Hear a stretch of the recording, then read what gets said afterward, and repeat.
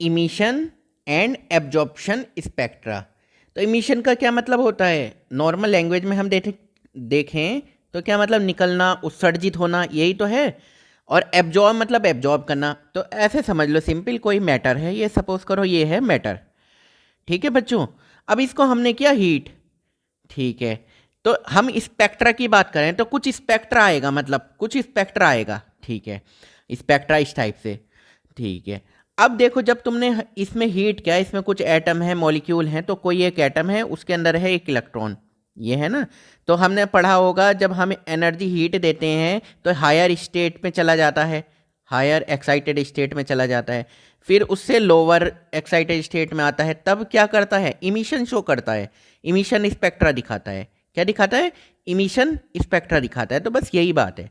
और जो ये एब्जॉर्ब करेगा, तो एब्जॉर्ब में भी तो एनर्जी करेगा ना, तो वो कौन सा है? वो है एब्जॉर्प्शन, एब्जॉर्प्शन स्पेक्ट्रा। बस ऐसे समझ लो। ठीक है, तो नॉर्मल सिंपल लैंग्वेज में मैंने ये थोड़ा सा बता दिया है, अब आप इसे देख सकते हैं, पढ़ सकते हैं। चलो, तो ये एक मिनट बच्चों, हाँ, द स्पेक्ट्रम, जो स्पेक्ट्रम है ऑफ रेडिएशन, एक मिनट, तो क्या है? The spectrum of radiation emitted, जो निकलती हैं स्पेक्ट्रा बाय ए सबस्टांस, किसी भी सबस्टांस के द्वारा, दैट हैड एब्जॉर्ब एनर्जी, जिस मैटर को हमने, जो मैंने बताया था, एब्जॉर्ब, गर्म की है, हीट की है, कोई भी तरीका से उसको एनर्जी दी है, उसने एब्जॉर्ब की है energy, is called N emission spectra, spectrum. ठीक है, जब आप, ये मैटर है, ये है मैटर, ठीक है, आपने इसको क्या दी? हीट, हीट दी ना, तो ये क्या करेगा? हीट एब्जॉर्ब भी करेगा एनर्जी, स्पेक्ट्रा दिखाएगा अपना एब्जॉर्प्शन स्पेक्ट्रा, और कुछ क्या करेगा? इमिट भी करेगा, ठंडा होकर इमिट करेगा ना, तो उसका भी स्पेक्ट्रा होगा। एटम, मॉलिक्यूल और ion that have absorb radiation are said to be excited, जो एब्जॉर्ब करते हैं रेडिएशन को, are said to be excited, excited बोला ना, मतलब उनकी क्या हो जाती है? वो हायर स्टेट में चले जाते हैं, एक्साइट हो जाते हैं। टू प्रोड्यूस एन इमिशन, जब इमिशन शो करते हैं spectrum, energy is supplied to a sample, energy दी जाती है उस सैंपल को बाय हीटिंग इट, उसको गर्म करके, और इरेडिएटिंग इट, एंड द वेवलेंथ और frequency of the radiation emitted, जो रेडिएशन, मान लो कोई भी रेडिएशन है, जो रेडिएशन इमिट होगा, जो रेडिएशन इमिट होगी, उसकी कोई वेवलेंथ होगी या फ्रीक्वेंसी होगी, ठीक है, of the radiation emitted as the sample gives up the absorbed energy is recorded. जब आपने किसी भी मैटर को क्या दी? हीट दी, मान लो, तो कुछ क्या होगा? ये एब्जॉर्प्शन स्पेक्ट्रा भी दिखाएगा, ठीक है, और क्या दिखाएगा? हायर स्टेट में जाके फिर लोअर में जाएगा तो क्या दिखाएगा? क्या दिखाएगा बच्चों? इमिशन भी दिखाएगा, इमिशन स्पेक्ट्रा भी दिखाएगा। तो उसको रिकॉर्ड कर लेते हैं, बस ये है, और कुछ नहीं है। ठीक है, an absorption spectrum is like the photographic negative of an emission, जो एब्जॉर्प्शन स्पेक्ट्रम है वो किसकी तरह है? Photographic negative of an emission की तरह है। एक मिनट, आगे कहा गया है, स्पेक्ट्रम एक कंटिन्यूम ऑफ रेडिएशन, रेडिएशन मतलब कंटिन्यू रहता है, is pass through a sample, ठीक है, किसके द्वारा पास होता है? सैंपल द्वारा, विच एब्जॉर्ब रेडिएशन, एब्जॉर्ब करेगा ना, ये मैटर है, इसने एब्जॉर्ब की ना रेडिएशन, ऑफ सर्टेन वेवलेंथ, कुछ वेवलेंथ की, ये क्या करता है? कुछ वेवलेंथ की, एक निश्चित है उसका, सर्टेन है कि इतनी ही वेवलेंथ की रेडिएशन क्या करेगा? एब्जॉर्ब करेगा। ठीक है बच्चों, द मिसिंग वेवलेंथ, और जो उसने एब्जॉर्ब नहीं की उस वेवलेंथ की, which correspondent to the radiation absorb by the metal leave dark, जो रेडिएशन उसने एब्जॉर्ब नहीं की जिस वेवलेंथ की, वो dark spaces in the bright continuous spectrum, वो डार्क पट्टी की तरह नज़र आ जाएंगी जो उसने नहीं की। जैसे ये आपका ये नज़र आ रहा होगा, ये देखो डार्क स्पेसेस, ठीक है, ये नज़र आ रहा है, ये इमिशन स्पेक्ट्रम है, और ये एब्जॉर्प्शन स्पेक्ट्रम, देखो ये डार्क की तरह नज़र आ रहा है ना, और ये पूरा डार्क है, ये यहाँ पे ये डार्क है। ठीक है, तो उसने यही बताया है। ठीक है बच्चों। तो क्या बताया, द मिसिंग वेवलेंथ, जो नहीं हुई, मिसिंग मतलब जो नहीं है, missing wavelength which correspond to the radiation absorb, जो रेडिएशन एब्जॉर्ब करीब उस पर्टिकुलर वेवलेंथ की बाय द मैटर। ठीक है, कुछ ऐसी रेडिएशन है जो उसने मान लो 212 नैनोमीटर की वेवलेंथ उसने नहीं की, तो वो उसका कैसा आ जाएगा, डार्क की तरह शो होगा। लीव डार्क पे in the bright continuous spectrum. ठीक है बच्चों, चलो अब देखो, एक द स्टडी ऑफ इमिशन, जो इमिशन की स्टडी है या एब्जॉर्प्शन की स्टडी है, spectra is refer to as spectroscopy. तो ये आप लाइन याद रखोगे, क्या है ये, एक मिनट, ये सब थोड़ा सा क्लीन कर देता हूँ मैं। ये लाइन क्या है, the study of emission of absorption. ठीक है, इमिशन की स्टडी और एब्जॉर्प्शन, स्पेक्ट्रा की स्टडी क्या कहलाती है, स्पेक्ट्रोस्कोपी कहलाती है।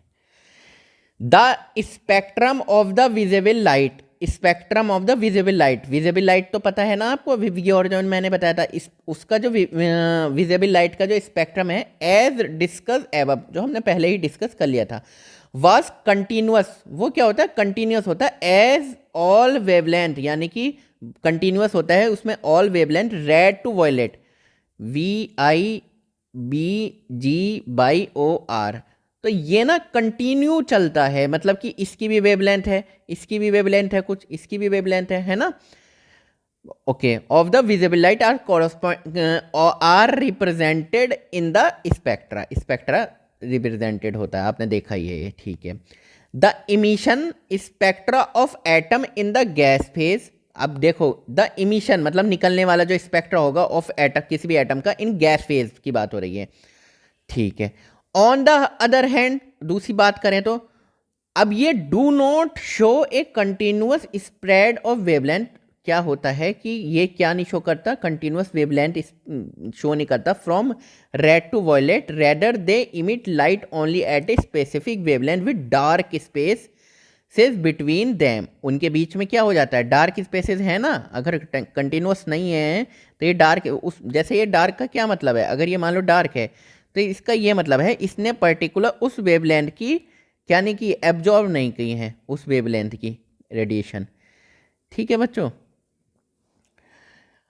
ठीक है, अब ये लाइन पढ़ लो, line emission spectra are of great interest in the study of, जो लाइन है ना, ये लाइन इमिशन स्पेक्ट्रा, ये देख लो एक बार, ये जो लाइन है, ये लाइन, ये है ना, ये लाइन ये क्या है, ये इसकी पर्टिकुलर वेवलेंथ नहीं शो हुई, और ये देखो ये शो हो गई हैं, ये शो हो गई हैं, ये शो हो गई हैं येलो से जो दिख रही हैं, ये ग्रीन से। ठीक है, अब इसका क्या यूज है, आप देख लो एक बार, इसने क्या बोला है, जो line emission spectra are of great interest in the study of, मतलब काफ़ी अच्छा फ़ायदा है लाइन इमिशन स्पेक्ट्रा को क्या करने में, स्टडी करके उनसे क्या पता चलता है, इलेक्ट्रॉनिक स्ट्रक्चर पता चलती है हमें, समझ में आ गया। और पता ही है आपको, अगर इलेक्ट्रॉनिक स्ट्रक्चर पता चल जाती है तो समझ लो सब कुछ पता चल जाता है। ठीक है, उसके एटम की प्रॉपर्टीज़ वगैरह। Each element has a unique line emission spectra, मतलब अब ये देखो, ये इंपॉर्टेंट पॉइंट है, ईच एलिमेंट मतलब हर एक एलिमेंट की अपनी ना यूनिक लाइन इमिशन होगा, एक अलग ही लाइन इमिशन स्पेक्ट्रम होगा, है ना। इसका क्या मतलब समझ रहे हो, अगर आपको पर्टिकुलर हर एलिमेंट का लाइन स्पेक्ट्रा पता है, कहाँ कहाँ वेवलेंथ कौन कौन सी एब्जॉर्ब करता है, इमिट करता है, तो एलिमेंट का भी पता लगा सकते हैं हम उस स्पेक्ट्रा से। ठीक है, मान लो कौन सा कैल्शियम है, कौन सा पोटेशियम है, कैल्शियम मैग्नीशियम है, इनका तो सबका लाइन स्पेक्ट्रा अलग अलग होगा, तो एलिमेंट भी पता लग जाएगा, है ना। तो the characteristic line in the atomic spectra can be use in chemical analysis to identify unknown atom in the same way as fingerprint are use to identify people. ठीक है, तो क्या कह रहा है, द करेक्टरिस्टिक, जो करेक्ट उसकी particular characteristic line है ना इन एटॉमिक स्पेक्ट्रा। अब आप यही समझ लो कि सपोज करो कैल्शियम है, उसका लाइन स्पेक्ट्रा कुछ भी है, मान लो पर्टिकुलर वेवलेंथ में है, 212 है, 214, ठीक है, और किसका, और मैग्नीशियम का कुछ अलग है। ठीक है, तो आपको अगर ये पता होगा, एक कंफर्म होगा साइंटिस्टों के द्वारा, अगर आप किसी भी एलिमेंट की स्टडी कर रहे हैं और वो इस जैसा आया तो आप समझ जाओगे ये कैल्शियम है। तो बस यही बता रहा है, और कुछ कंफ्यूज नहीं होना। अब देखो, the exact matching of lines of the emission, जो बिल्कुल एग्जैक्ट अगर मैचिंग करनी है लाइन ऑफ इमिशन स्पेक्ट्रम की of the atom of A known element with the line from A unknown sample quickly. अब क्या है, ये सपोज करो कैल्शियम है, ये ऐसे लाइन स्पेक्ट्रा है इसका, ठीक है, कोई पर्टिकुलर लाइन पे आपको दिया अननोन सैंपल लैब में, आपसे कहा यूवी के थ्रू, यूवी एक इंस्ट्रूमेंट है पता ही है, यूवी विजिबल जो मैंने बताया, इसका लाइन स्पेक्ट्रा देखो, तो आपने उस सैंपल का अपना सॉल्यूशन वगैरह बना के देखा तो वो लगभग आ रहा था ये इस तरह का सेम। तो अब यानी कि नोन से अननोन का हमने पता लगा लिया, हाँ ये कैल्शियम है, ठीक है, बस लाइन स्पेक्ट्रा के थ्रू। ठीक है बच्चों, तो देखो ये, तो देख लो, जर्मन केमिस्ट थे Robert Bunsen was one of the first investigator थे to use line spectra to identify element. तो याद कर लेना थोड़ा सा, कौन, जर्मन केमिस्ट थे रॉबर्ट बुन्सन, जिसने one of the first investigator थे टू यूज लाइन स्पेक्ट्रा दिया इन्होंने पता लगाने के लिए एलिमेंट का।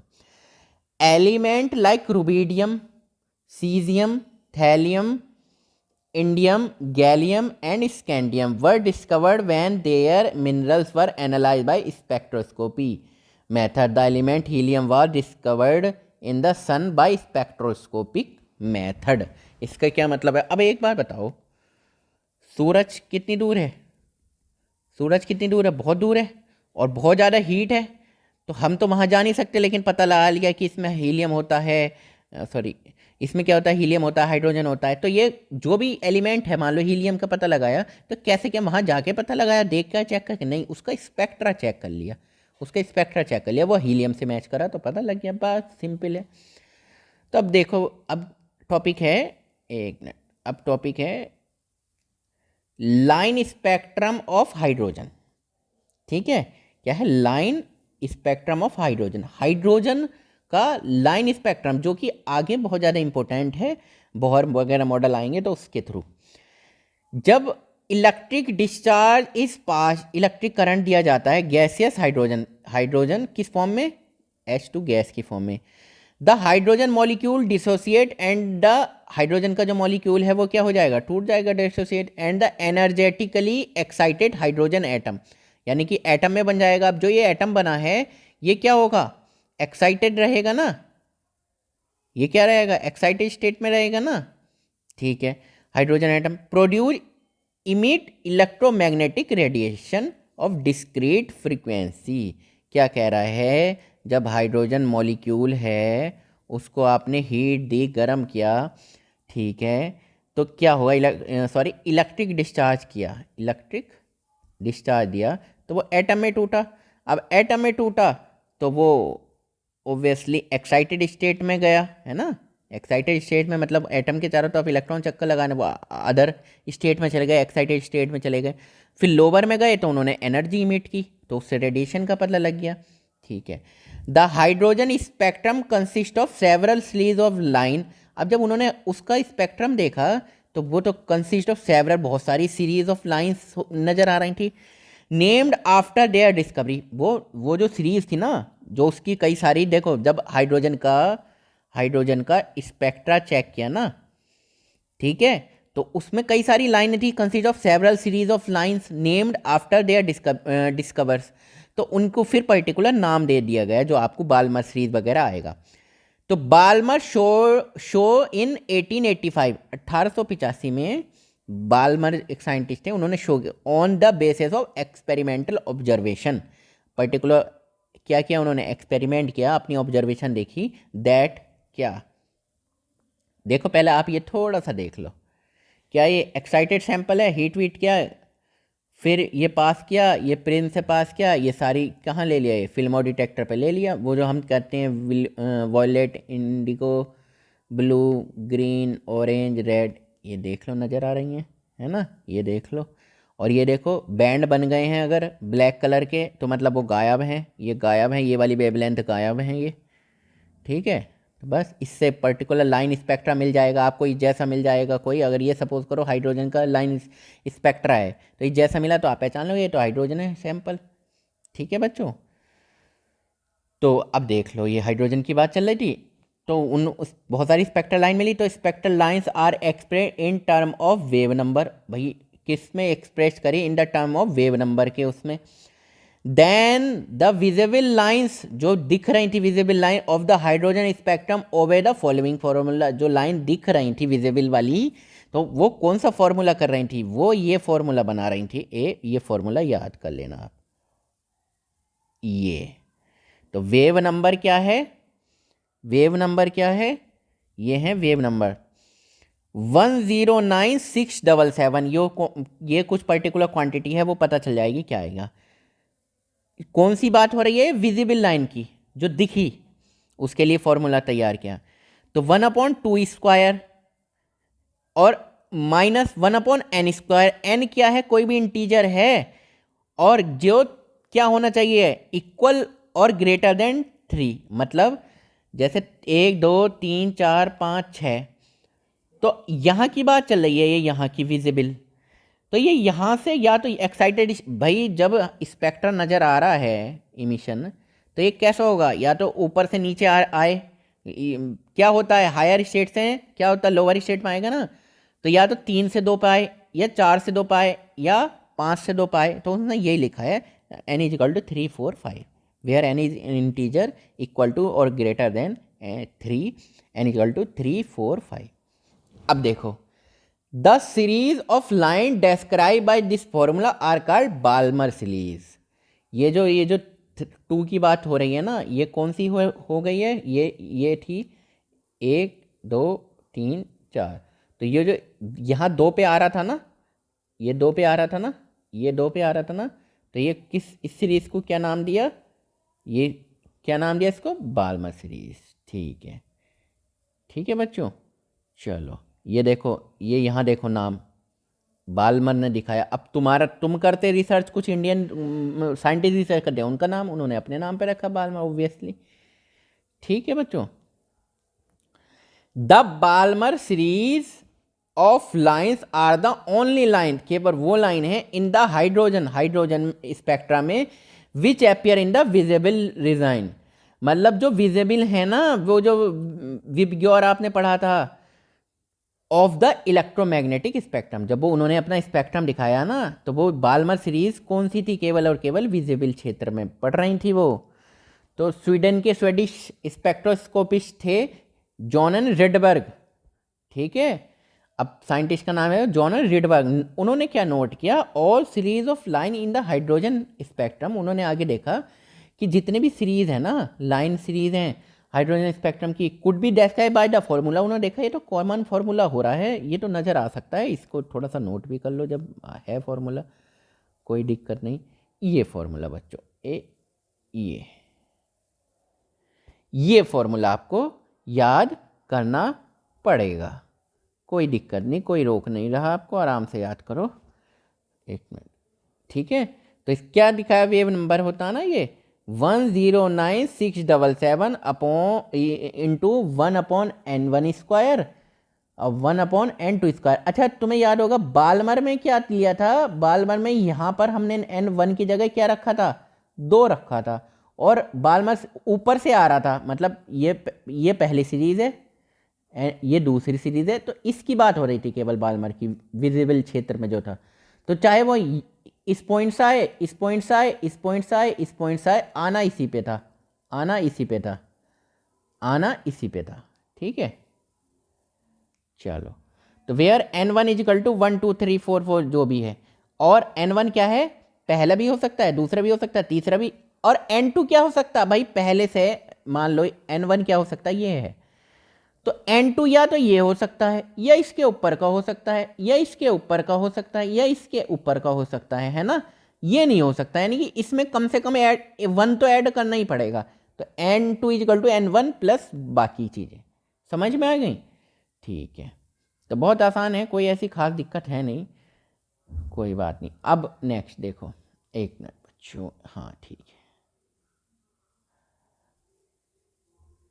हाँ। तो ये क्या था, रेडबर्ग ने बताया था। अब देखो the value 109677 semi inverse is called the Rydberg constant. क्या कहलाती है, रेडबर्ग कांस्टेंट कहलाती है। ठीक है, the value 109677 semi inverse is called a Rydberg constant for hydrogen. किसके लिए? हाइड्रोजन के लिए। याद कर लेना, फॉर हाइड्रोजन लिखा है ये पॉइंट याद करना, कभी न्यूमेरिकल में धोखा खा जाओ या कुछ भी। ये हाइड्रोजन के लिए बात हुई थी, ठीक है? जब हम आगे पढ़ेंगे वो आएंगे ना बोहर मॉडल वगैरह।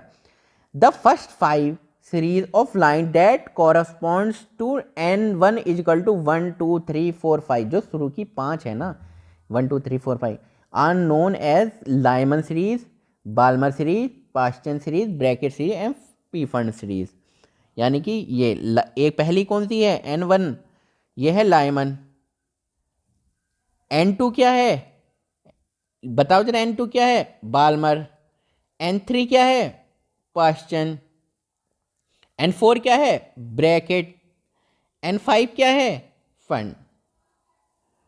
ठीक है, रेस्पेक्टिवली टेबल 2.3 अभी नजर आ जाएगी। Show the series of transition in the hydrogen spectrum. किसमें दिखता है? हाइड्रोजन स्पेक्ट्रम में, फिगर 2.11 पेजेस 47। ठीक है, shows the Lyman Balmer and Paschen series of transition for hydrogen atom, उसमें दिखाई हुई है, हम देख लेते हैं। ऑफ ऑल द एलिमेंट, सभी एलिमेंट के लिए hydrogen atom has the simplest line spectrum. मतलब अगर हम सब एलिमेंट की बात करें ना, ऑफ ऑल द एलिमेंट, तो हाइड्रोजन एटम जो था ना, has the simplest line spectrum. उनका हाइड्रोजन का सबसे आसान लाइन स्पेक्ट्रा था। लाइन स्पेक्ट्रम बिकम्स, ठीक है, आगे पहले लाइन बाद में पढ़ते हैं, पहले ये देख लो, ये देख लो। The spectral line for atomic hydrogen क्या है?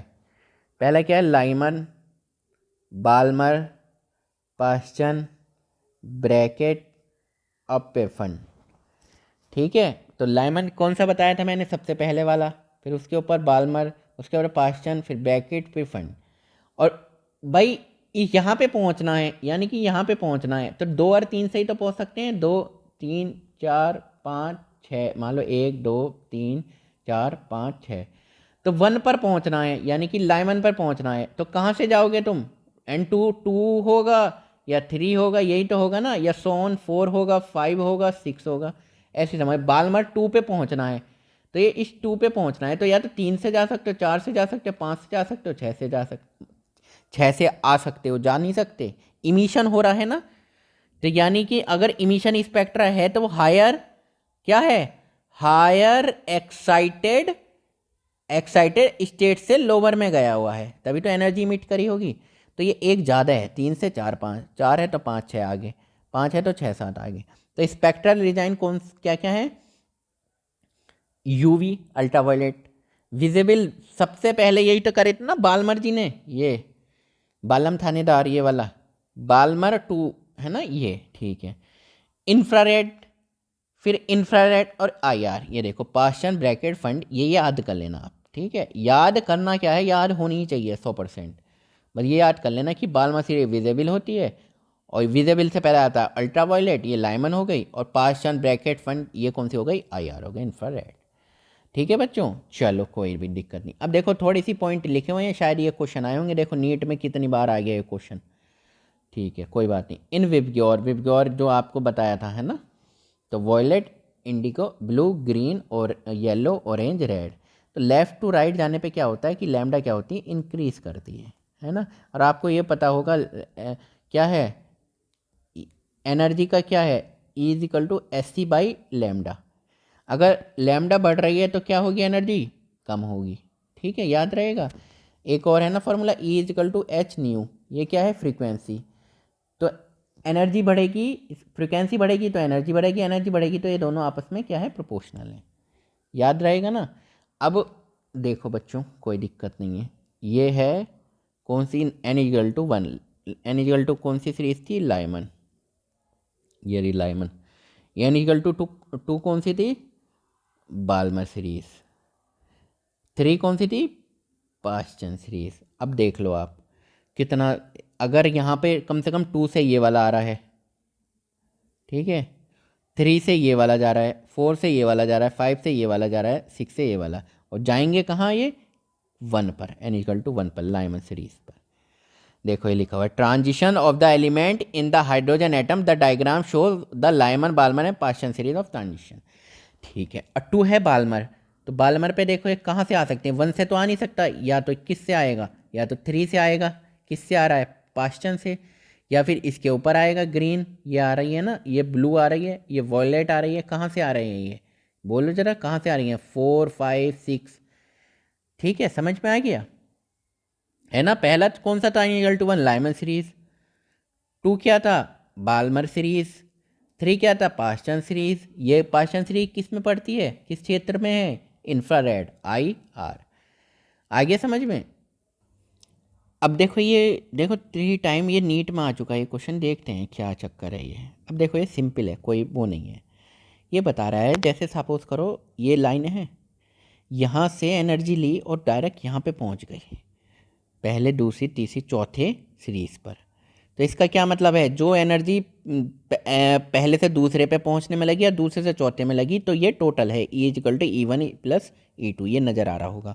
तो फॉर्मूले में डालोगे तो H new frequency, H new 1 H new 2, तो इनकी जो फ्रीक्वेंसी होगी दोनों की ये ऐड हो जाएंगी।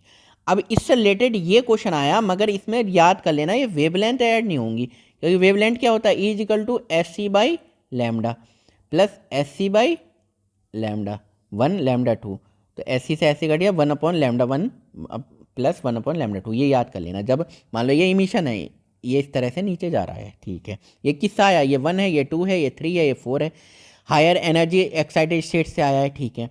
तो ये अगर 2 पार्ट में आए, E1 ये हो गया, 4 से 3 में आ गया, ये 4 से 3 में आ गया, 3 से आ गया 1 में, तो ये E=E1 + E2 तो होगा, मगर अगर वेवलेंथ की बात करें तो डायरेक्ट ऐड नहीं होंगी, जैसे फ्रीक्वेंसी में आप ऐड कर देते हो। देखो 3 बार ये पूछा गया है क्वेश्चन, और बहुत इंपॉर्टेंट है ये, इसका मतलब, ठीक है। चलो अब क्या है नेक्स्ट पॉइंट, नेक्स्ट है Bohr model for hydrogen atom. बहुत सही इंपॉर्टेंट है, मतलब काफ़ी चीज़ों के बाद आ चुका है, काफ़ी क्लियरिटी आ गई होगी। बोहर ने दिया, तो कौन सा था आपका, रदरफोर्ड हो गया था ना, रदरफोर्ड हो गया था। फिर डुअल नेचर का भी समझ में आ रहा था कि भैया डुअल नेचर दिखे है मैटर का, मतलब ये क्या है, वेव की तरह भी शो हो रहे हैं, और किसकी तरह शो हो रहे हैं, पार्टिकल की भी तरह शो हो रहे हैं। तो उसी से अंदाजा लगाया गया है कि भैया इलेक्ट्रॉन में भी ऐसा ही है, इलेक्ट्रॉन भी वेव की तरह भी शो हो रहा है और पार्टिकल नेचर भी है। तो इस तरह से चलते ही रही आगे प्रोसेस साइंटिस्टों की। अब पढ़ते हैं, तो नील्स बोहर थे 1913 में, was the first to explain quantitatively, उन्होंने बताया क्वांटिटी से, मतलब तुक्का नहीं, थोड़ा सा सही से बताया, the general feature of the structure of hydrogen atom. अच्छा, जो ये नील बोहर थे ना, इन्होंने जो मॉडल तैयार किया वो हाइड्रोजन या हाइड्रोजन जैसी स्पीसीज के लिए था, क्या समझ में आ जाएगा मतलब। एंड इट्स स्पेक्ट्रम, उसका स्पेक्ट्रा भी देखा, जो हम लाइमन बाल्मर सीरीज वगैरह देख रहे थे। ही यूज प्लांक का कंसेप्ट भी उन्होंने अब सब मिक्स कर दिया, प्लांक के concept of quantization of energy, उन्होंने जो प्लांक का कॉन्सेप्ट था क्वांटाइजेशन, क्वांटा होते हैं ना, ठीक है, तो उन्होंने वो भी मिक्स किया, मतलब अपना उनसे भी ज्ञान लिया। तो the theory is not the modern quantum mechanic, मतलब वो क्वांटम जो मॉडर्न क्वांटम मैकेनिक है उसके अकॉर्डिंग नहीं थी। पहले तो क्या चल रही थी, क्लासिकल फिजिक्स चल रही थी ना, इट क्वांटा के बारे में बात नहीं हो रही थी, नैनो वाला मतलब। It can still be use, it can still be use rationalise many point in the atomic structure and spectrum. तो Bohr model for hydrogen, hydrogen atom के लिए था, is based on the following postulate. तो इसका मतलब उन्होंने, Bohr जी ने क्या किया, तो उन्होंने सब कुछ देख लिया, प्लांक का भी देख लिया कि क्या है, हाइड्रोजन स्पेक्ट्रा भी समझ लिया, तो उससे उन्होंने अपना अंदाज़ा लगाया और समझा कि क्या क्या हो सकता है। तो अब हम वो देखेंगे, एक मिनट, ये थोड़ा सा क्लीन कर देते हैं, फिर हम समझते हैं, ठीक है बच्चों। अब देखो, the electron in the hydrogen atom, hydrogen atom जो है, हाइड्रोजन स्पेक्ट्रा की बात चल रही थी, can move around the nucleus, मतलब ये न्यूक्लियस है, ये क्या है, हाइड्रोजन एटम की बात हो रही है।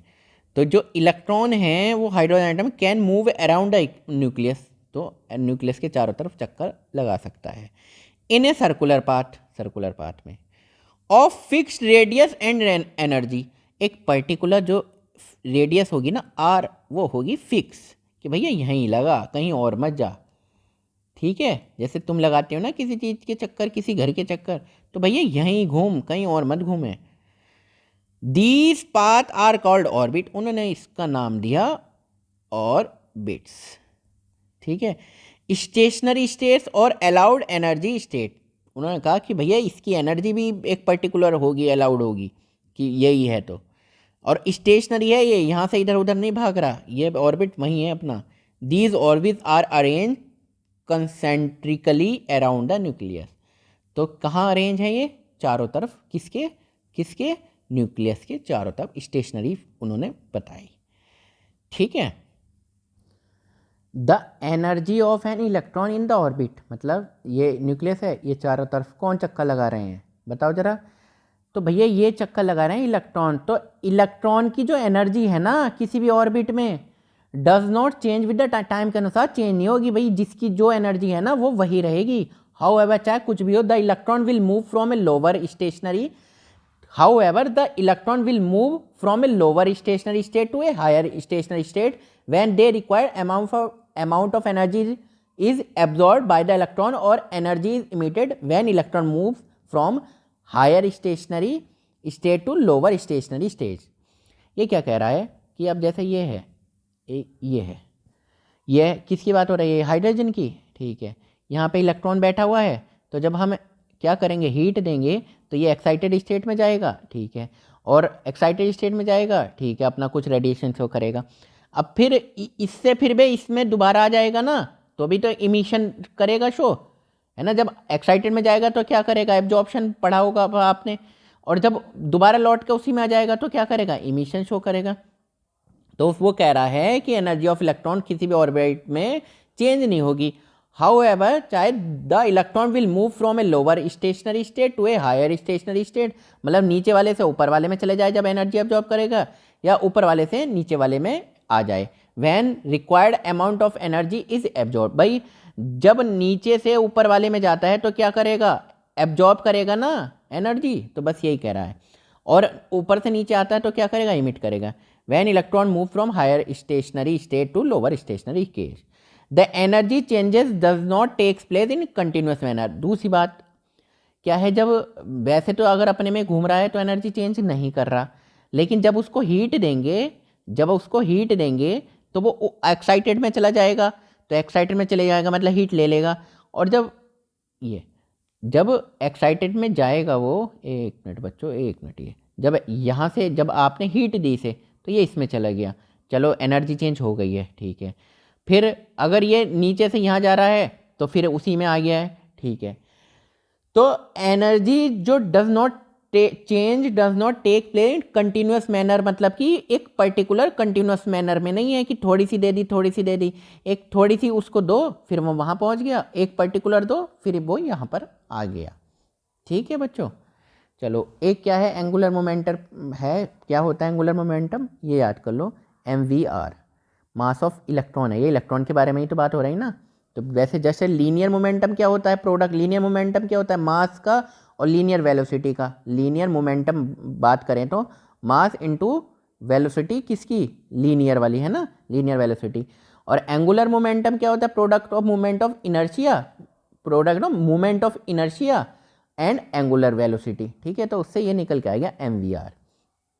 चलो अब देख लो आप, हम बोहर मॉडल पढ़े हैं ना, the frequency of A radiation, जो रेडिएशन की फ्रीक्वेंसी होगी, जो रेडिएशन एब्जॉर्ब और इमिटेड, चाहे उसने एब्जॉर्ब करी हो या फिर इमिट करी हो, जो फ्रीक्वेंसी होगी व्हेन ट्रांजिशन अकर, ठीक है, between two stationary state that differ in the energy by delta E. मान लो ये था, अब इसमें इलेक्ट्रॉन अगर ऑर्बिट में घूम रहा है तो एनर्जी चेंज नहीं होगी, इसमें घूम रहा है तो एनर्जी चेंज नहीं होगी, इससे इसमें जाना है तो जा रहा है, इससे इसमें आ रहा है तो चेंज हो रही है, ठीक है। अब ये कह रहा है कुछ जब इससे इसमें जा रहा है तो वो किससे डिनोट करिए, वो डेल्टा ई से। तो क्या है, डेल्टा ई इजगल टू, जैसे ये फॉर्मूला दिया हुआ ना फ्रीक्वेंसी का, डेल्टा ई अपॉन एच, ठीक है। तो E2 minus E1 upon H, ठीक है। तो ये लिखी हुई है the frequency of radiation absorbed और इमिटेड व्हेन ट्रांजिशन अकर, जब ट्रांजिशन होता है between two stationary state that differ in the energy by delta E से डिफर हो रही है, पता चल रहा है, इज गिवन बाय, तो फ्रीक्वेंसी का क्या, डेल्टा ई अपॉन एच, ये याद कर लेना फॉर्मूले, ये एक मिनट, ये आपको फॉर्मूले ये याद करने पड़ेंगे, ठीक है बच्चों। Where E1 and E2 are the energy of the lower and higher allowed energy. Allowed energy का ये वर्ड याद करो, जो एनर्जी केवल अलाउड है, हर एक एनर्जी नहीं, 1 रुपये नहीं दे सकते, 2 रुपये नहीं दे सकते, अगर मान लो 5 रुपये ही दे सकते हैं तो इधर को जाएगा, 5 रुपये ले सकता है तो इधर को आएगा। Allowed energy state respectively. The expression is commonly known as Bohr frequency rule. तो ये आप याद कर लेना। अब देखो, तो यह याद कर लेना ये फॉर्मूला, मैं इस पे लिख देता हूँ फॉर्मूला, ठीक है। और इसके ऊपर भी था ना फॉर्मूला, चलो एक ये फॉर्मूला, ये फॉर्मूला, ठीक है। बहुत ज़्यादा कंफ्यूज नहीं होना, थोड़ा सा फिजिक्स रिलेटेड है चैप्टर, लेकिन कोई दिक्कत नहीं। The angular momentum of an electron, angular momentum क्या था, एम, इलेक्ट्रॉन के लिए एम वी आर था ना, जो हमने पढ़ा था। तो angular momentum of electron is quantise है।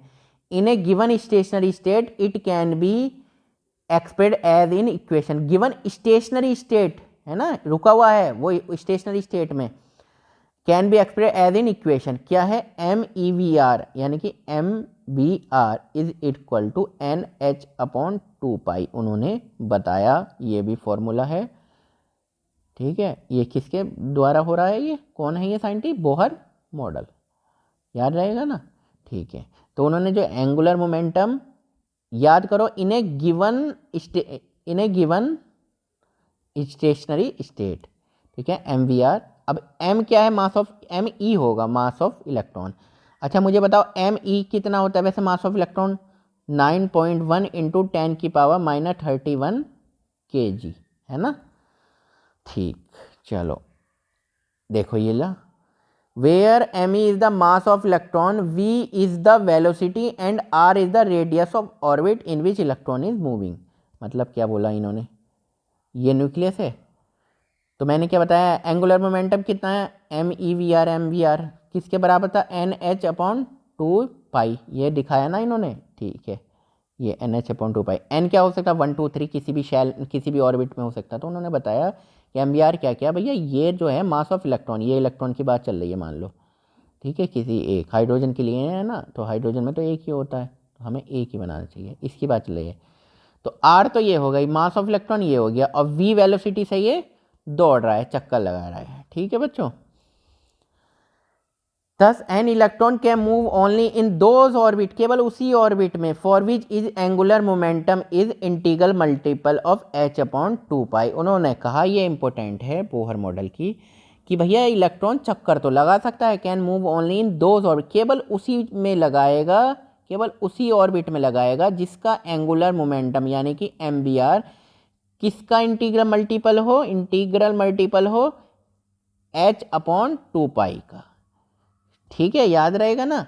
और n क्या हो सकता है, यानी कि h अपॉन 2 पाई हो सकता है, या 2h अपॉन 2 पाई हो सकता है, या 3h अपॉन 2 पाई हो सकता है, या 4h अपॉन 2 पाई हो सकता है। ये IIT एडवांस में भी क्वेश्चन आया इससे रिलेटेड, ठीक है। जैसे उन्होंने ये दिए हुए थे ऑप्शन, 2h अपॉन 2 पाई, 2 से 2 कट गया तो h अपॉन पाई हो सकता है, h अपॉन 2 पाई हो सकता है इस तरह से, ठीक है। 3h अपॉन 2 पाई, 4h अपॉन 2 पाई, 2 से 2 कट गया, 2h अपॉन पाई हो गया ये, ठीक है। इस तरह से क्वेश्चन दिया हुआ था, कोई बात नहीं। अब आगे देख लो, इसका मतलब क्या है, that means angular momentum is quantise है, क्वांटाइज ही तो है, पर्टिकुलर है। रेडिएशन इज इमिटेड और एब्जॉर्ब, जो भी रेडिएशन वो हाइड्रोजन एटम रेडिएशन इमिट करेगा या एब्जॉर्ब करेगा, only when transition of electron takes place from one quantize value to angular momentum to another.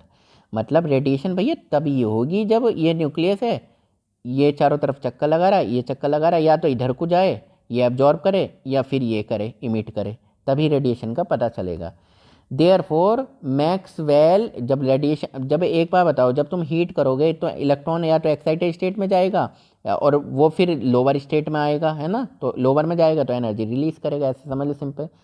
तो देयरफॉर मैक्सवेल ने इलेक्ट्रोमैग्नेटिक थ्योरी डज, तो इसका मतलब क्या है, मैक्सवेल की जो इलेक्ट्रोमैग्नेटिक थ्योरी थी does not apply here, that is why only certain fixed orbits are allowed. उसने क्या बताया, भैया ये फिक्स्ड है, ये फिक्स है, इसकी इसमें जब रहेगा ना इलेक्ट्रॉन तो फिक्स है ये, और इसकी एनर्जी भी इलेक्ट्रॉन की चेंज नहीं होगी। जब दूसरे ऑर्बिट में जाएगा तो बात नहीं कर रहे, तब तो अलग आएगा जाएगा, वो रेडिएशन शो करेगा। ठीक है, चलो अब देखो, the details regarding the derivation of energy of the stationary states. क्या कह रहा है ये? तो the details regarding the derivation of energy of stationary state use by Bohr are quite, थोड़ी कॉम्प्लिकेटेड तो था ये, ठीक है, क्योंकि एक पर्टिकुलर किस में बता रहा है, स्टेशनरी स्टेट्स के बारे में बता रहा है। And will be discussed in, आगे ये जो बोहर मॉडल है ना, आप जब ग्रेजुएशन वगैरह में जाओगे तब और ज़्यादा कॉम्प्लिकेटेड नजर आएगा, अभी आपको ऊपर ऊपर सिंपली बताया जा रहा है। And will be discuss in higher classes. However according to Bohr's theory of hydrogen atom, फिर भी समझ लो कि बोहर थ्योरी किसके लिए लागू थी? हाइड्रोजन एटम, है ना, अभी यही तो पता है, ठीक है। तो क्या क्या है देखो, पॉइंट थे कुछ, देख लो समझ लो।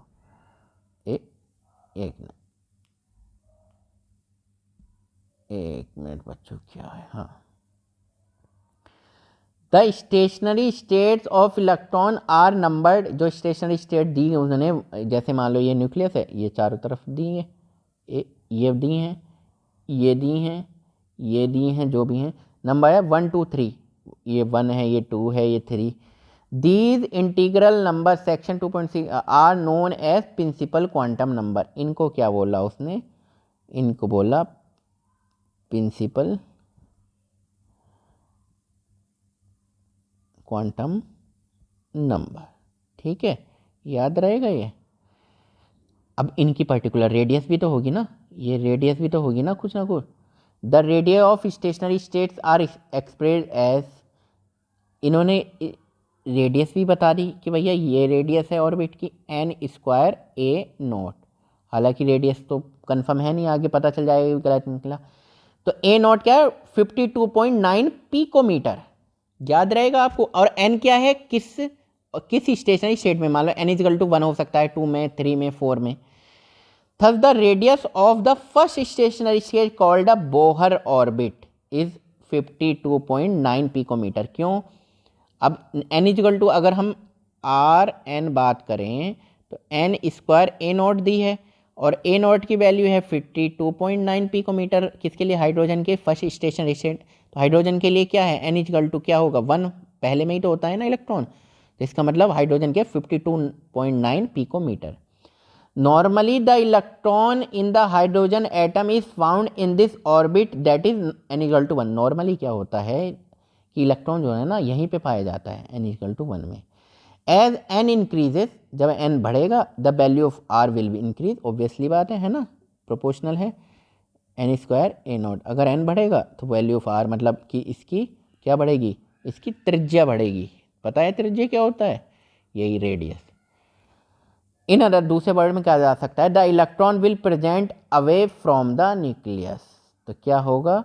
यानी कि एक तरह से अगर मान लो त्रिज्या बढ़ेगी, ये बढ़ेगी, ये बढ़ेगी और ये बढ़ेगी, तो क्या हो रहा है? इलेक्ट्रॉन दूरी तो जा रहा है, ठीक है।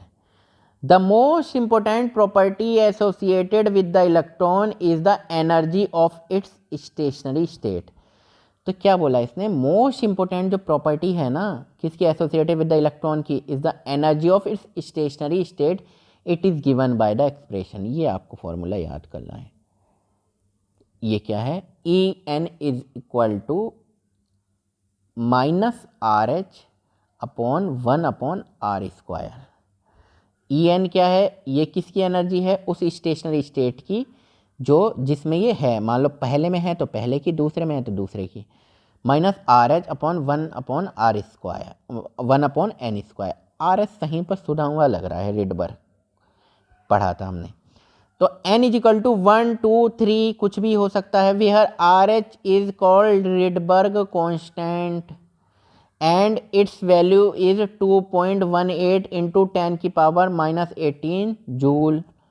The energy of the lowest state, यानी कि n की अगर वैल्यू रखें 1, also called as the ground state, उसको ग्राउंड स्टेट भी बोलते हैं। जैसे फ्लोर क्या होता है? ये ग्राउंड फ्लोर होता है, सबसे नीचे का कौन सा होता है? ग्राउंड, फिर ऊपर का फर्स्ट फ्लोर, सेकंड फ्लोर, तो ग्राउंड की बात करें, इज कितना है, E1 is equal to 2.18 into 10 की पावर माइनस 18, यही तो होगा ना, क्योंकि n इज इक्वल टू 1 रख दिया, तो माइनस 2.18 इंटू 10 की पावर माइनस 18, माइनस 2.18 इंटू 10 की पावर माइनस 18 क्या है, जूल, याद रहेगा ये।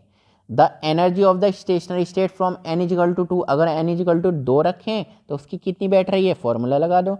तो फॉर्मूला क्या था, E N is equal to 2 minus के 18 इंटू 10 की पावर माइनस 18 जूल की बात है, इंटू 1/n²। देखो ये n स्क्वायर, तो n यहाँ पर कितना है 2 स्क्वायर, तो 2 इंटू 2 4 हो गया, तो ये निकल के आ गया, नज़र आ रहा होगा कितना, माइनस 0.545 इंटू 10 की पावर माइनस 18 क्या है, जूल। ठीक है बच्चों। अब देखो ये अलग से 3 बार नीट में फॉर्मूला पूछा गया है, मतलब फॉर्मूला क्या, इन द सेंस किसी रिलेटेड न्यूमेरिकल में आया होगा। तो रेडियस कितनी, 0.529 इंटू n² बाई जेड, किसमें, एंगस्ट्रॉन में, ठीक है। और r is equal to 52.9 n² by Z, ये पिकोमीटर में हो गई, पता चल गया ना, ये तो पिकोमीटर और एंगस्ट्रॉन में क्या रिलेशन होता है, ज़रा कमेंट करके मुझे बताओ, ये नज़र भी आ रहा होगा फॉर्मूले से। ठीक है बच्चों, चलो अब क्या देखते हैं हम, अब क्या देखते हैं, अब क्या पढ़ते हैं, ये अब पढ़ते हैं ये पॉइंट क्या लिखता है, फिगर 2.11, चलो देखेंगे। Depicts the energy of different stationary state और एनर्जी लेवल ऑफ हाइड्रोजन के बारे में बता रहा है जो 2.11 है। This representation is called an energy level diagram. तो भैया 2.11 एक बार देखते हैं क्या है, हमें तो समझ में आया नहीं है, जब तक हम दिखाएंगे नहीं, देखेंगे नहीं, तो कोई नहीं। 2.11 कहाँ गया, चलो ऊपर होगा, आ जाएगा, कोई बात नहीं, ठीक है। पढ़ लेते हैं पहले इसे थोड़ा।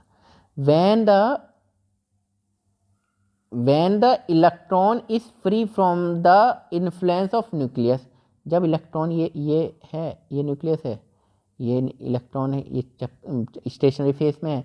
जब electron is free from the influence of nucleus, जब न्यूक्लियस से फ्री फ्रॉम, मतलब न्यूक्लियस के उसमें नहीं है, आघोष में नहीं है। The energy is taken as zero, जब इसका इलेक्ट्रॉन ये बाहर निकल गया ना, ये इलेक्ट्रॉन ये बाहर निकल गया ना, इससे रिलेशन में नहीं है, ऐसे समझ ले तुम, इसके पॉजिटिव चार्ज इस पर असर नहीं कर रहा, तो इसकी एनर्जी, इलेक्ट्रॉन की एनर्जी कितनी होती है, 0 होती है, ठीक है। इलेक्ट्रॉन इसकी energy, the electron in the situation is associated with the stationary state of principal quantum number. तो in this situation is associated with the stationary state of principal quantum number, ठीक है। तो n is equal to infinite, समझ रहे हो, infinite value, and is called as ionised hydrogen atom. When the electron is attracted by the nucleus, जब electron attract होता है nucleus से, and is present in orbit n, the energy is emitted, energy emitted होगी भाई, जब ये इससे क्या रहता है, अट्रैक्ट रहता है, तो क्या होगी, एनर्जी इज इमिटेड। अब देख लेते हैं, and its energy is lowered, ठीक है। That is the reason for the presence of negative sign in the equation, and depict is stability related to the reference state of zero energy and n is equal to infinite, ठीक है। तो ये क्या कह रहा है, आप ये इस चीज़ को ये समझ लो। अब देखो, जैसे ये है न्यूक्लियस, ये है न्यूक्लियस, ये है क्या है, ये न्यूक्लियस है। तो अगर इलेक्ट्रॉन यहाँ पर है, सपोज करो यहाँ पर, तो इससे कोई इसके अट्रैक्शन में नहीं है, ठीक है। तो इसकी एनर्जी कितनी है, इसकी है 0, ठीक है। और इलेक्ट्रॉन इसके उसमें है, तो इसकी एनर्जी माइनस में क्यों है, कि इसको इतनी एनर्जी प्लस में देनी पड़ेगी ताकि वो कितनी हो जाए, 0 हो जाए, ये लाइन बोल रहा है बस, और कुछ नहीं है। तो भैया ये है, सपोज करो आपने इससे न्यूक्लियस से कर्जा लिया, इलेक्ट्रॉन ने, ये इलेक्ट्रॉन ने लिए कर्जा, ठीक है। तो इसका मतलब ये इसके उसमें है, टच में है, ठीक, इसके अट्रैक्शन में है, ठीक है। इसकी एनर्जी कितनी है, ये माइनस में ही तो है ना ये, ठीक है। अब मान लो इसने लिए माइनस के 100 रुपये कर्जा, इसको अगर हम प्लस के 100 रुपये दे दें तो 0 हो जाएगा, तो अपना फिर कहीं घूम, कोई दिक्कत नहीं है, बस ऐसे समझ लो आप। ठीक है, और कोई वो खास वो नहीं है। अब थोड़े से फॉर्मूले याद करने पड़ेंगे। जैसे एक फॉर्मूला याद कर लो आप, ये एनर्जी का E इजिकल टू 2.18 इंटू 10⁻⁻18। देखो आपने पढ़ा भी होगा, 2.18 इंटू 10⁻⁻18 जूल में, है ना। ये 1/2 स्क्वायर का 1 क्या लिया था बच्चों, ये मुझे बताइए, लिया था एक्चुअली Z इक्वल टू 1। ये था एटॉमिक नंबर। किसका होता है एटॉमिक नंबर? ये होता है किसका? ये होता है, बताओ, हाइड्रोजन का 1। 2.18 इंटू 10⁻⁻